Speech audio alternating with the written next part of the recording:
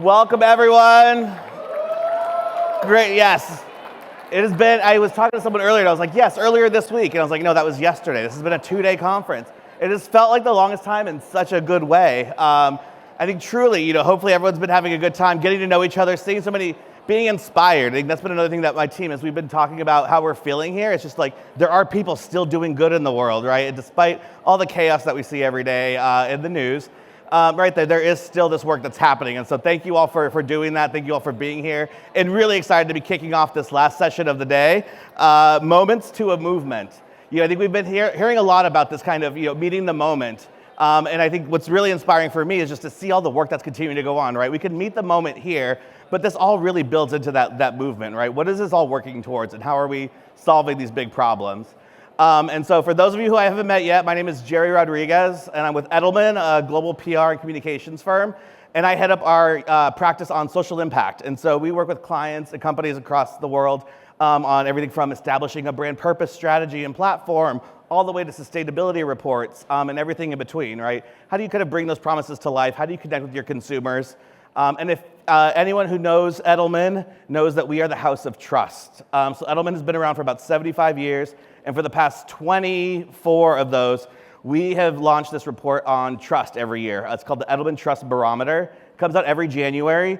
And it's kind of just like a finger in the wind, right? That kind of pulse check on what's driving people, what's motivating trust these days, right? How are people feeling? What's that kind of global sentiment, which helps guide us. We measure trust across 4 different sectors: government, NGO, media, and business. And for the past 20 years, resoundingly, business has come out as the most trusted institution of those 4, right? Increasingly, government has been declining over the past few years. Media also. NGOs, I think, also remain as that second highest trusted group, but, I think with limitations on funding and ability to kind of act, right? And so I think the responsibility really falling on business to carry that forward and to really drive those social changes. So I'm going to walk through a few slides on trust and what we're seeing this year from our 2026 Trust Barometer. It's just a snapshot, but if you Google Edelman Trust Barometer 2026, you can find the full deck. You can also hunt me down. I'm always happy to talk about trust all day, every day. So to start, I think as we've heard from several of our panels, right, we've seen this momentum over time, over the past few years, right, this retreat into insularity. And so this kind of, starting, I won't pick the years, but 2020 was kind of a pivotal point, right? And this kind of polarization, and we've seen that kind of stratification, right? Politicization of some issues, things are good and bad, anti this, anti that, right? DEI, ESG became dirty 4-letter words that you're not supposed to say out loud.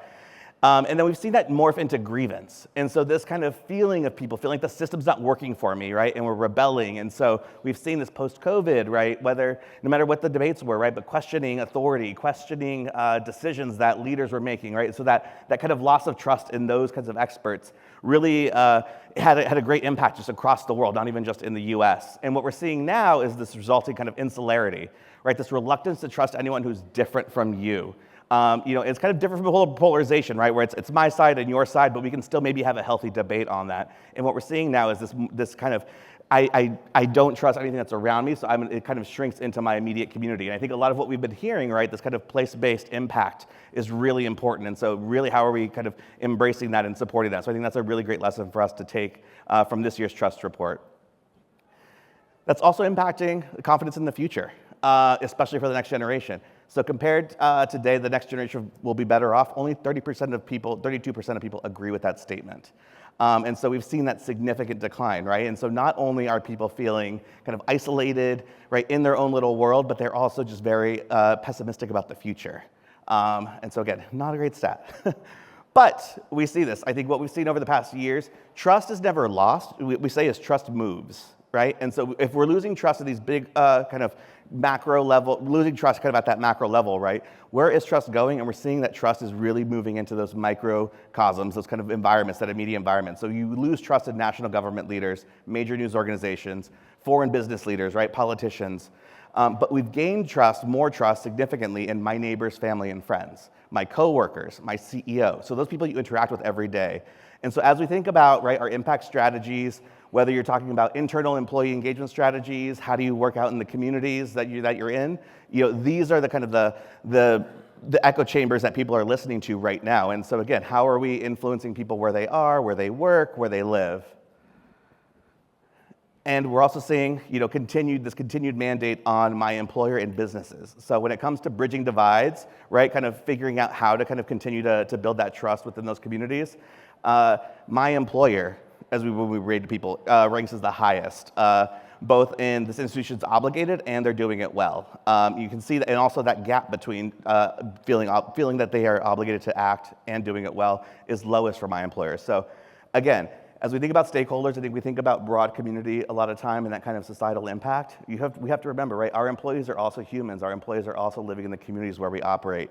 And so needing to ensure that we are also communicating to them first, because they can also turn into champions. I think there were so many great speakers, but the one that has stood out for me is the Staples baddie, right? I think that was just a great example of how Gen Z is showing up at work, and they want to show up, and they want to show up as themselves, and they want to be accepted. And when you do that, it pays off, right? Because you could have stifled that, and you could have said, no, that's too risky, that's too this, that's too that, right?